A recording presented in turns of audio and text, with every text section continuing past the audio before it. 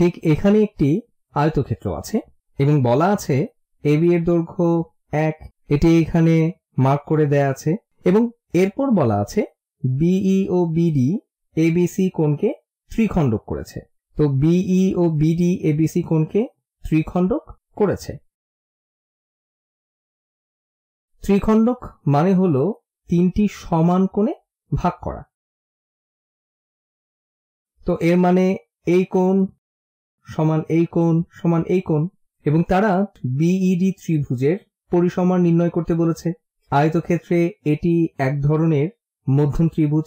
ঠিক এটি প্রথমেই এই সমস্যাটি যথেষ্ট কঠিন মনে হচ্ছে, কারণ তুমি জানো আয়তক্ষেত্রের প্রস্থ কত। কিভাবে এটি শুরু করব? তারা এখানে এক পাশের দৈর্ঘ্য দিয়েছে, কিন্তু তারা আমাদের আসলে যথেষ্ট তথ্য দিয়েছে। আমাদের বলে দিয়েছে এটি একটি আয়তক্ষেত্র। এখানে 4টি বাহু আছে এবং 4টি কোণ আছে। বাহুগুলি পরস্পর সমান্তরাল এবং কোণগুলো সমকোণ। আয়তক্ষেত্র জানার পর এই তথ্য আমাদের জন্য সহায়ক, এবং আমরা এও জানি আয়তক্ষেত্রের বিপরীত বাহুগুলো সমান দৈর্ঘ্যের। যদি এ বাহুটি 1 হয় তাহলে এ বাহুটিও ঠিক একই হবে।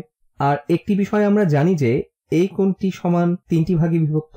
এখন আমরা জানি এটি সমকোণ ছিল, এটি 90 ডিগ্রি কোণ। তাহলে এটি যদি সমান 3 ভাগে বিভক্ত হয় তাহলে এই কোণটি ঠিক এটি 30 ডিগ্রি হবে, এই কোণটুকু 30 ডিগ্রি, এরপর এই কোণটিও 30 ডিগ্রি। এবং আমরা দেখতে পাচ্ছি আমাদের কয়েকটি 30 ডিগ্রি, 60 ডিগ্রি, 90 ডিগ্রি ত্রিভুজ নিয়ে কাজ করতে হবে।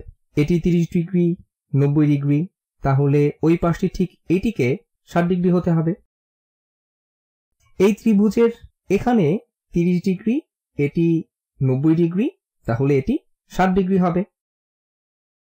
তাহলে 180 ডিগ্রি পর্যন্ত যোগ করা যেতে পারে। 30 ডিগ্রি, 60 ডিগ্রি, 90 ডিগ্রি ত্রিভুজ, এবং তুমি এই ত্রিভুজের পরিমাপ করতে পারো, যদিও একটি সমকোণী ত্রিভুজ হবে না। কিন্তু আমরা 30 ডিগ্রি, 60 ডিগ্রি, 90 ডিগ্রি ত্রিভুজ সম্পর্কে জানি। আমরা যদি এ ধরনের ত্রিভুজের একটি বাহু জানি তাহলে আমরা অন্য বাহুগুলো বের করতে পারবো। এটি সবচেয়ে ছোট বাহু। আমরা 30 ডিগ্রি কোণের বিপরীত বাহু পেয়েছি। যদি 30 ডিগ্রি এর বাহুটি 1 হয় তাহলে 60 ডিগ্রির বাহুটি হবে 1 এর বর্গমূল 3 গুণ, তাহলে এইটুকুর দৈর্ঘ্য হবে বর্গমূল 3। এবং এটি যথেষ্ট উপকারে এসছে, কারণ আমরা আয়তক্ষেত্রের ভূমির সম্পূর্ণ দৈর্ঘ্য বের করে ফেললাম এবং আমরা 30 ডিগ্রি, 60 ডিগ্রি, 90 ডিগ্রি ত্রিভুজের জ্ঞান কাজে লাগালাম। যদি এটিকে কৌশল মনে হয় তাহলে তুমি ভিডিওটি দেখো।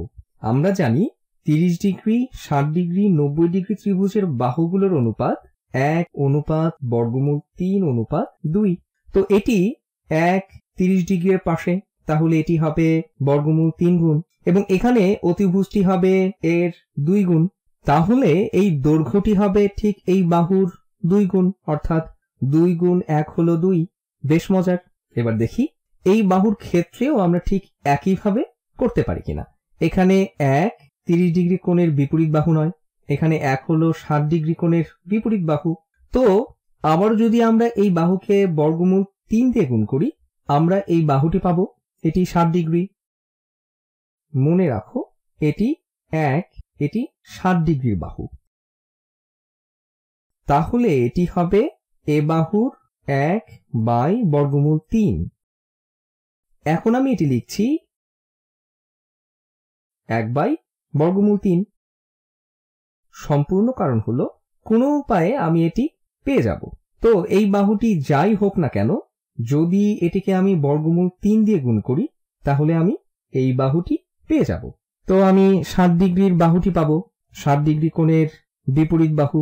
অথবা যদি আমি 60 ডিগ্রি এর বিপরীত বাহু নেই এবং এটিকে বর্গমূল 3 দিয়ে ভাগ করি তাহলে আমি সবচেয়ে ছোট বাহুটি পাবো, 30 ডিগ্রির বাহুটি। আমি যদি 60 ডিগ্রির বাহু দিয়ে শুরু করি, বর্গমূল 3 দিয়ে ভাগ করি, আমি এখানে পেয়ে যাব।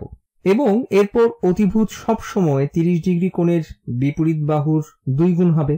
তো এটি হলো 30 ডিগ্রি কোণের বিপরীত বাহু, অতিভুজ সবসময়ই এর দ্বিগুণ হবে, এটি হবে 2 বাই বর্গমূল 3। তো আমরা ভালোভাবেই করতে পারছি। আমাদের ভেতরের ঠিক এই ত্রিভুজটির পরিসীমা বের করতে হবে। আমরা ইতিমধ্যে একটি বাহুর দৈর্ঘ্য 2 বের করেছি, আর একটি দৈর্ঘ্য 2 বর্গমূল 3 পেয়েছি। এবং আমাদের এখন যেটি বের করতে হবে তা হলো ইডি এর দৈর্ঘ্য কত। আমরা এটি করতে পারবো কারণ আমরা জানি এডি ও বিসি একই সমান। আমরা এটির সম্পূর্ণ দৈর্ঘ্য জানি কারণ আমরা একটি আয়তক্ষেত্র নিয়ে করছি। এটি বর্গমূল 3। যদি এই এ ই সমান সমান 1/বর্গমূল 3 হয় তাহলে এর দৈর্ঘ্য হবে অর্থাৎ ইডি হবে বর্গমূল 3 বিয়োগ 1/বর্গমূল 3। এই দৈর্ঘ্য বিয়োগ এই দৈর্ঘ্য। এবং কিভাবে পরিসীমা বের করতে হবে তা যথেষ্ট সহজ। আমাদের এগুলো যোগ করে সরলের মাধ্যমে করতে হবে। তাহলে এটি হবে, তো আমি লিখছি ত্রিভুজ বিইডি পরিসীমা হবে, এটি পরিসীমার জন্য সংক্ষিপ্ত, আমি পুরোটা লিখতে চাচ্ছি না। তো সমান সমান কত হবে 2/বর্গমূল 3 যোগ বর্গমূল 3 বিয়োগ 1/বর্গমূল 3 যোগ 2।